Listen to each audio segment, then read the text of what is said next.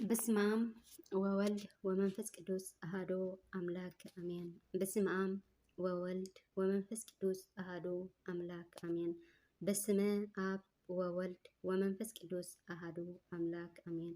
ሰላም ሰላም ስድራ ልዑል እግዚአብሔር ከመይ ትውዕሉ ከመይ ተምስዩ ከመይ ትኾኑ እናምላኽ መስገን ሰላም እዩ። ከምታ ሰላም ዘለዎ ሰላም ክትኮን ደሞ በዓልቲ ሙሉእ ተስፋ እዩ። ፕሮቴስትን ወይ ከዓ መናፍቃን ስምዒ እስኪ ታወት እንታይ እዩ? ጥቕሲ ጥራይ ሃበኒ ናይ ነፍሲ ወከፍ መልሲ ባርከስ ንሎማዓንቲ ታወት ማለት እንታይ ማለት እዩ ትብል ሒዘልኩም መፅእ ኣለኹ ሓቢርኩም ንክትፀንሑ ትሕትና ኣለኹ። ኦርቶዶክስ ታወት ማለት ቤተ ሓዳር ካብ ዝብል ሓደረ ካብ ዝብል ግእዝ ዝወፀ ቃል ኮይኑ መሕደሪ ማለት እዩ። ናይ ምንታይ መሕደሪ እንተ ኢልካኒ ድማ ናይ ቃሉ መሕደሪ ማለት እዩ። ኦሪት ዘፀአት ምዕራፍ 25 ፍቅዲ 22 ፕሮቴስታንትን ኦም ቀደም ናይ ቃሉ መሕደሪ እዩ ነይሩ። ኣብ ሓድሽ ኪዳን ንምንታይ ኣድለየ?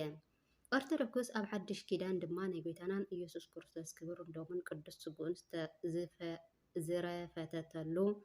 ዝረፈተተሉ እዩ።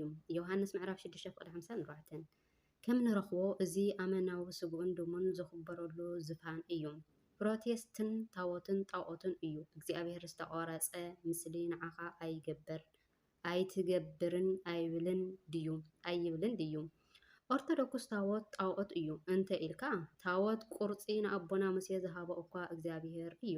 ዘፀአት ምዕራፍ 32 ፍቅዲ 16 እሞ እግዚአብሔር ብዘይካይ ንዝተቃረፀ ምስሊ ንዓኻ ኣይትገበር እንዳበለ ንምንታይ ንኣቦና ሙሴ ቀሪፁ ሂብዎ?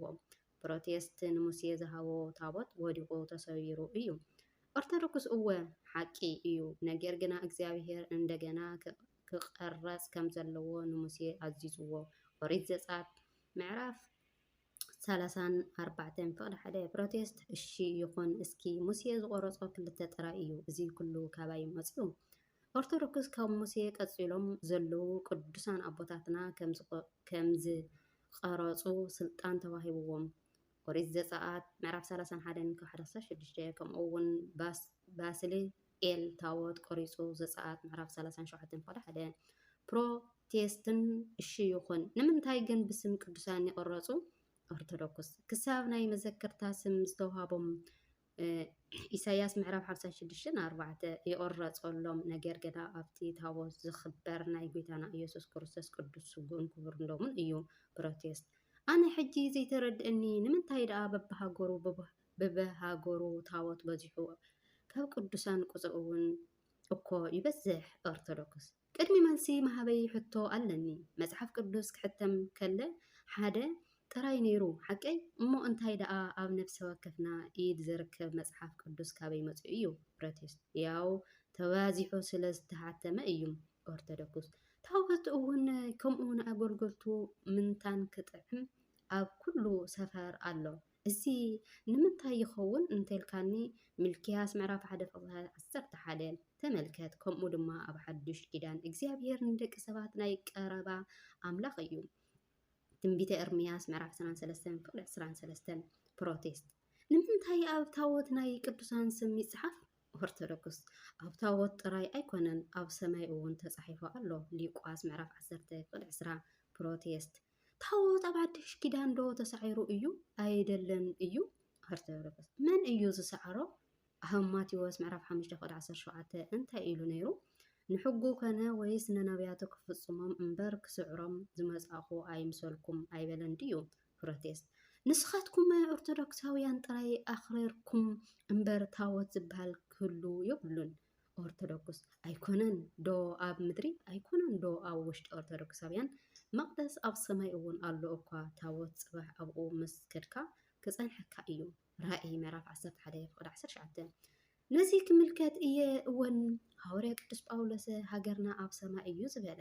ካልኣይ ቆሮንቶስ ምዕራፍ 5 ፍቅዲ 1-5 ፕሮቴስት እሺ ሕራይ ኩሉ ከም ዘለዎ ኮይኑ ንምንታይ እዩ እሺ ታወት ክስረቕ ከሎ ስቕ ዝበለ ሓይሊ የብሉን እኮ ሌባ ወይ ከዓ ሰራቂ ሰሪቕዎ ገለ ክበሃል ይሰምዕ እዩ። ዝሰረቀ ሰሪቑ ክሸጦ ከሎ እቲ ታወት ተኣምራት ከም ኣይገበረን?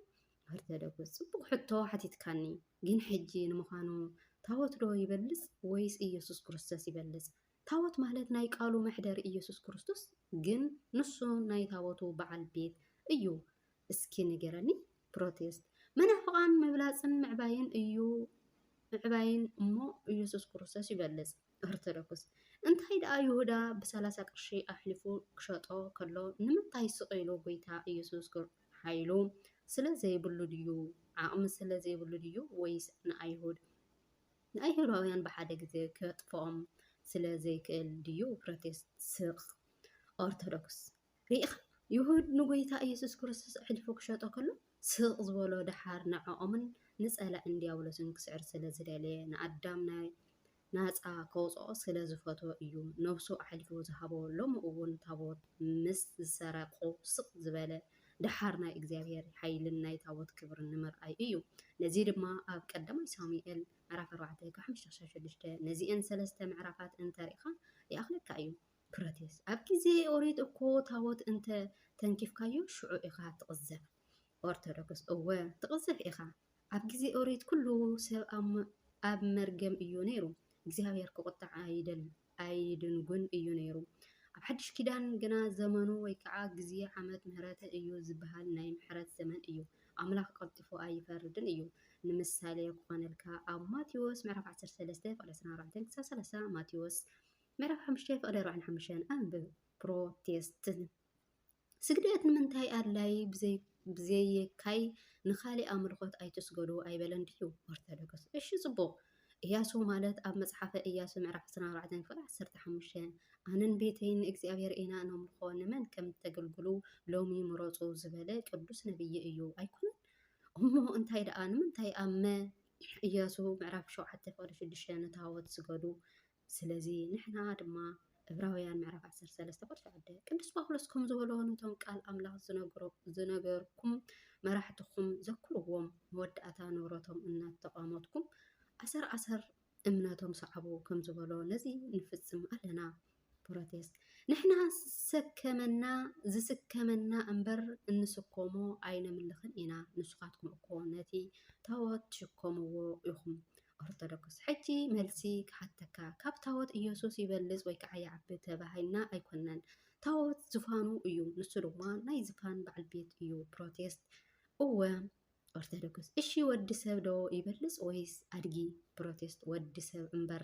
ኦርቶዶክስ እንታይ ደኣ ወዲ ሰብ ንታቦት እንተ ተሰኪምካ ንምንታይ ይገርመካ? ኣድጊ ከማን ነታ ናይ ታቦት በዓል ቤት ሰማይን ምድርን ብቃሉ ዘጽንዐ ኣምላኽናን ጎይታናን ኢየሱስ ክርስቶስ ተሰኪሞም ዶ ብሓቂ ኣይተሰከመቶን? ፕሮቴስት ልክ ከምኡ እውን ኣሎ። ኦርቶዶክስ ገና ብዙሕ ኣሎ። ንጎይታ ዝተሰከመቶ እታ ኣድጊ ብናይ ብቕዓትን ብናይ ጉልበት ሓይልን ኣይኮነን፣ ብናይ ጎይታ ኢየሱስ ሓይሊ ፍቓድን እዩ። ካህናት እውን ታቦት ዝስከሙ ብናቶም ጥበብን ስልጣኖምን ኣይኮነን ዝሾምዎም፣ ኣምላኽ ስለ ዝፈቐደሎም ብምሕረቱ ከም ፍቓድና እዩ እምበር። ተዋህዶ ሃይማኖት ማለት እዚ እዩ። ኦርቶዶክስ ተዋህዶ መልሲ ኣለዎ። ደጊመ ይብል ኣለኹ። ኦርቶዶክስ ተዋህዶ መልሲ ኣለዎ። ሓቀኛ ቅንዓትን ሃይማኖትን ተዋህዶ እያ። ስብሐት ለእግዚአብሔር ወለወላዲቱ ድንግል ወለመስቀሉ ክቡር። ይሰባህ ስሙ ለእግዚአብሔር ወትረ በኩሉ ጊዜ ወኩሉ ሰዓት አሜን። እግዚአብሔር አምላክና አላዕዝ ዝጀምርና ጀሚሩን ዘፈጸመን ክብሩ ምስጋና ይሁን። ያው ከምዚ ዓይነት ከምዚ ኣቕርቡልካ ናይ ጣዖት መናፍቃን ከምዚ ዓይነት ጥያቄ ከምዚ ኣቕርቡልና እያ ነይራ። ካብዚኣ ብዙሕ ተማሂርና ኣላ ክንከውን በዓልቲ ሙሉእ ተስፋ እየ። ስብሐት ለእግዚአብሔር።